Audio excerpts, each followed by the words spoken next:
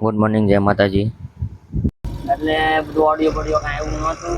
એટલે પછી હું તો ડીમોટિવેટ આપણે ભાઈ એવી છીએ બોર તલાવ ડાયરેક્ટ મેડી માના મંદિરે કાળિયા ભીડ રીલ બનાવવા ફોટા પાડવા કેતન ધાપા સૂર્યા.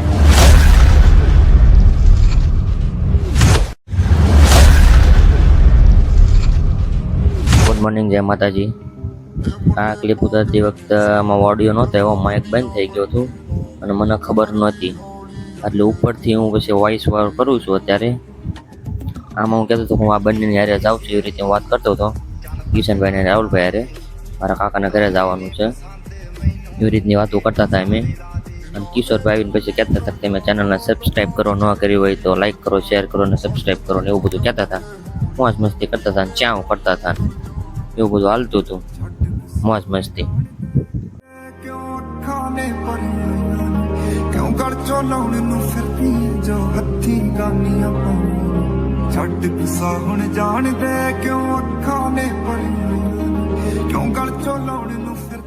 કિશનભાઈ કહેતા હતા એને કુરબાની કરી છે વ્લોગ ઉતારવા માટે, ઠેલી હેઠે મૂકી દીધી. હું કહેતો હતો ઠેલી તો હેઠે મૂકી પડે ને તો એક હાથે ફોન પકડો, ઠેલી પકડવી, એવી રીતનું કહેતા હતા. એટલે કુરબાનીની વાત હાલતી હતી, વ્લોગ આટો થઈને કેટલી કુરબાની કરે છે. અને હું એમ કહેતો હતો બધું તોય માણસો સબસ્ક્રાઈબ નથી કરતા, એટલે સબસ્ક્રાઈબ કરી નાખજો. અને રાહુલને હું પછી કહેતો હતો જો સાંજે આવવાનું થાય તો ફોન કરીશ, એ બધી વાત કરતા હતા. સારું, મેં તો તમે હવે જાઓ, આવવાનું થાય તો ફોન કરીશ. હું મેં તો ભાઈબંધને હવે ફોન કરું. ભાઈની ગાડી આવી ગઈ છે.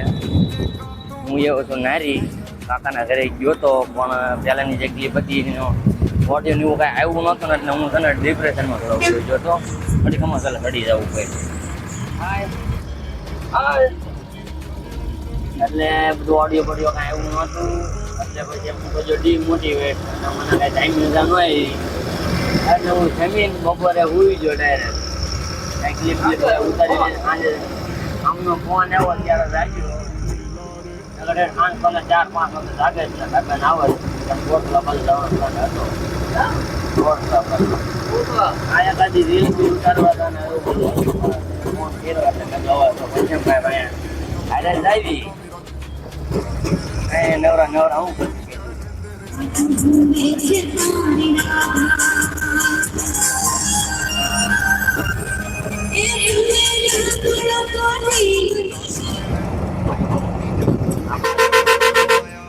આપણા ઘરે પહોંચ્યા. હા રી આપણું ઘર અને આપણું ગામ માઢિયા ગંજાભાઈ નું મામાનું ઘર. ગાડી ખાલી થવા મૂકી દીધી.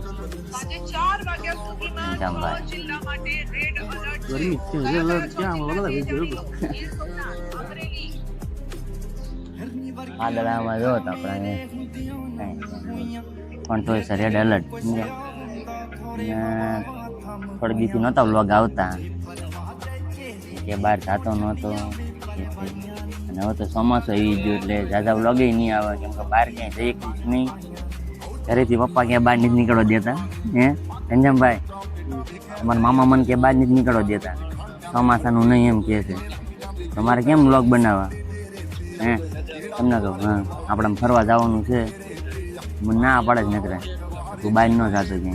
જુનાગઢે જવાનું છે પણ પ્લાન 19 તારીખે કે 29 તારીખે કંઈ ખબર નથી, પણ હવે કાંક પ્લાન એવો બધો પણ પણ આ ચોમાસાનો કોને ખબર કેટલા વ્લોગ આવે કેટલા નહીં, એવો પ્લાન બને કયો નહીં.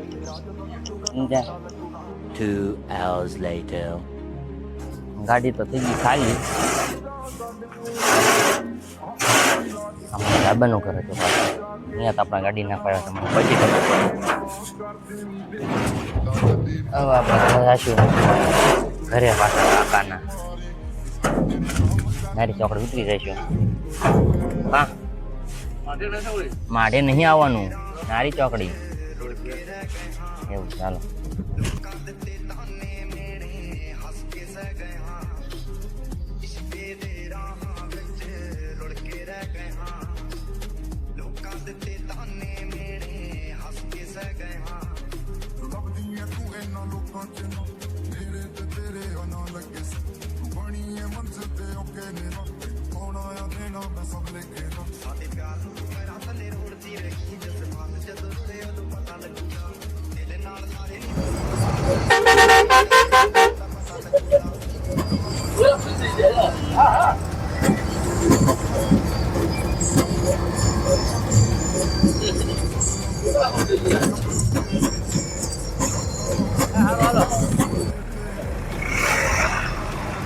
હવે આમાંથી રિક્ષા પકડીને આપણા પાછા કાકાના ઘરે પછી ફોન કરવી ભાઈબંધને જો મેળ આવે તો જઈ બોટલા બાજુ કઈ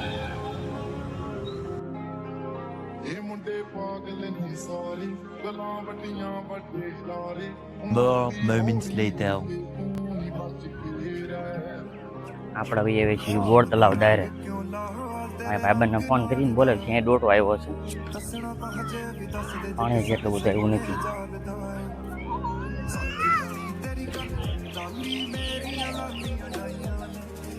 ખાલી પડ્યું છે બહુ તો કંઈ ખાસ નથી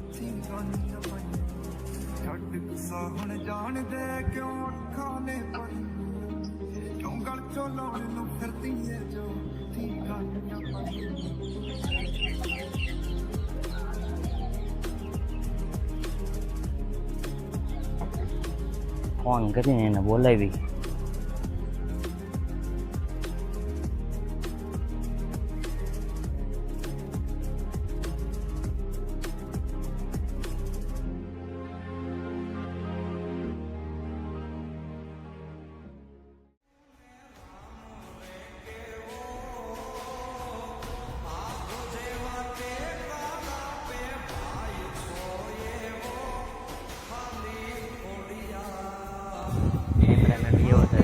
ગોઠવા જોતો જોગિંગ કરવા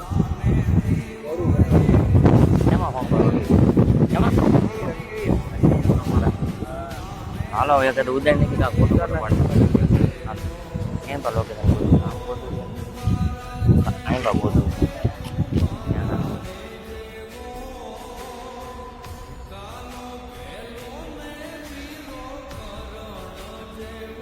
વિડીયો ઉતારી કાઢ્યો છે આપણે હાલ્યા જઈએ છીએ ઘરે હાલ્યા તો નહીં જતા ગાડી કરી છે બધા ભાઈ બહેન યાર હાલો મેડમ 2 hours later. હવે અમે ત્રણે નીકળ્યા છે એવી મેડી માના મંદિરે કાળિયાપીડ રીલ બનાવવા ફોટા પાડવા દર્શન કરવા મેન કામ તો ઈ છે દર્શન કરવા ટકો દેખાડ દે તારો સબસ્ક્રાઇબ કરો